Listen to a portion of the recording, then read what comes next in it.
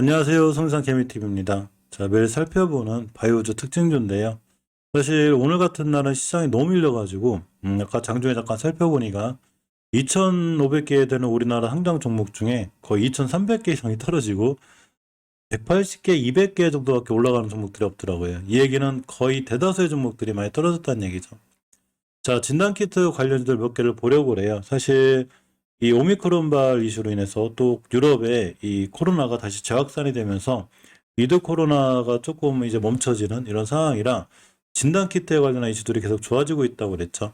자, 오전에 좀 밀려 있다가 오후에 시장이 밀리고 거꾸로 진단키트 관련주들은 살아나는 모습 속에 있었습니다. 시젠이라는 종목을 보면 예전에 시젠이 몇 번 말씀드렸지만 상당히 크게 잘 올라왔던 종목이죠. 이 진단키트 관련해서 3월 달부터 크게 올라왔다가 진단키트의 지지부진함, 그리고 백신에 나오고 또 이런 여러 가지 코로나가 안정화되는구나 싶어서 많이 무너졌다가 근간에 다시 오미크론 출현 및 유럽의 재확산으로 인해서 다시 부각을 받고 있죠. 11월 달 5월 말 시장이 끝났기 때문에 5개월 선이 끝난 거는 좋지만 결국 20개월 선까지 회복해줄 정도로 파워풀하진 않았기 때문에 물론 내일이라도 이 자리를 뚫고 나간 매수 깨면 바로 손절 이렇게 하시면 돼요. 근데 못 들어주면 다시 5개월 선까지 밀릴 수 있죠. 이거 월봉을 놓고 봤을 때 얘기고 주봉으로 놓고 보게 되면 오늘이 화요일인데 이번 주에 이 자리를 뚫을지 안 뚫을지 모르지만 만약에 5주선 같은 데를 깬다 그럼 바로 손절하는 게 맞아요. 그렇지만 깨지 않고 돌아 나가면 추세를 유지해 줄 수 있고 자, 일봉에서는 가깝게는 5일선 기준으로 대응하는 게 좋지 않나 싶습니다. 예전에 벌써 이 진단키트 관련해서 크게 올라왔다가 떨어지는 종목들이기 때문에 사실은 추세가 2차 상승을 할 수는 있지만 그러기엔 너무 많이 올라갔다 밀린 거죠.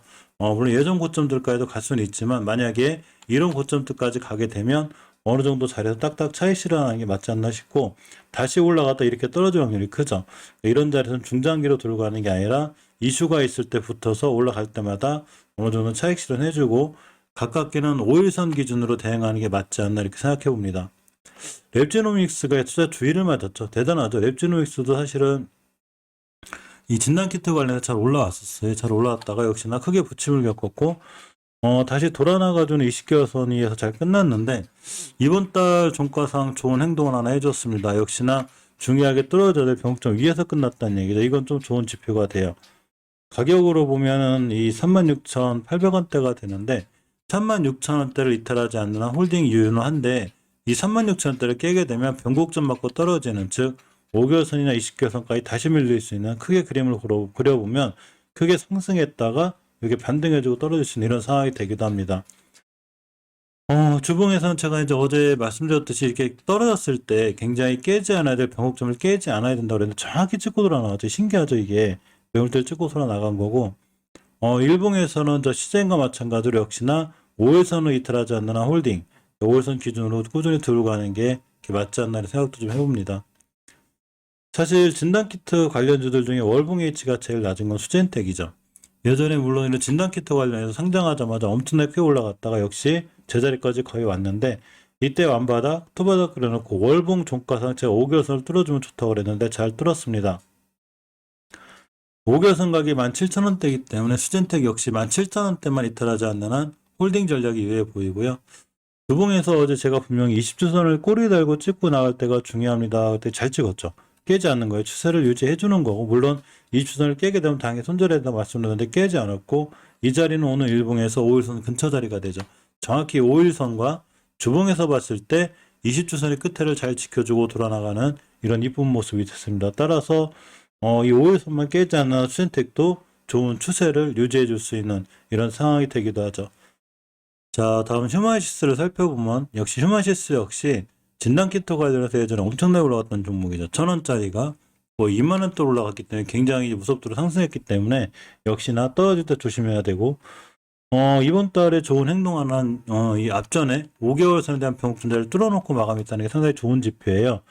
자, 이때 이 8월 달에 6월 달에 형성된 5개월 변곡점 가격이 18,000원대인데 역시 지금 19,300원대죠. 즉 18,000원대만 깨지 않는 한 홀딩이긴 해요. 그렇지만 원체 많이 올라오고 주가 올라왔기 때문에 이전 고점들 갈 때 딱딱딱 차익 실현해주는 이런 게 좋지 않을까라는 개인적인 생각을 말씀드려 봅니다. 물론 이 개인적인 판단이기 때문에 모든 투자에 대한 판단 책임은 본인에게 있어요. 특히 오늘이 화요일인데 주봉에서 추세를 유지해주는 5개월선 이에 있고 앞으로도 이런 5개월선만 이탈하지 않으면 이전 고점까지 한번 갈 수 있는 이런 상황이 되기도 합니다. 일봉에서는 가깝게는 수젠텍, 시젠, 넵튜노믹스 전부 다 마찬가지죠. 즉 오미크론발 이슈, 유럽의 이 코로나 확산으로 인한 이슈로 올라가는 거기 때문에 역시나 5일선 기준으로 대응하는 게 가장 정확하고 5일선을 깨게 되면 크게 오르질 수 있고 또 월봉에서 위치가 이런 데 낮은 데가 아니고 꽤 높은 데이기 때문에 잘못해서 무너지면 큰 손실로 이어질 수 있으니까 손절 기준을 정확히 잡고 일봉에서는 5일선 같은 자리를 기준으로 대응하는 게 제일 좋아 보입니다.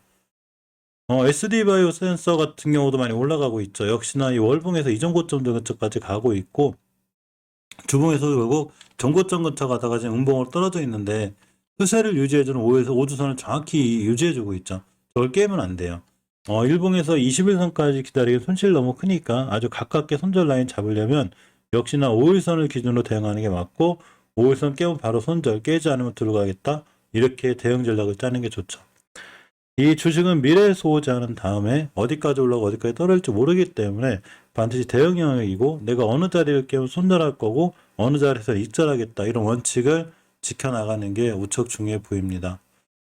엑세스바이오도 마찬가지로 예전에 진단키트 관련해서 엄청나게 올라갔다가 거의 많은 부분을 거의 토해냈죠. 이렇게 토해냈다가 다시 상승, 다시 떨어지고 있는데 일단 월봉 종가상 추세를 유지해주는 20개선 이쁘게 뚫어놨기 때문에 이 정도 상황까지는 괜찮아요.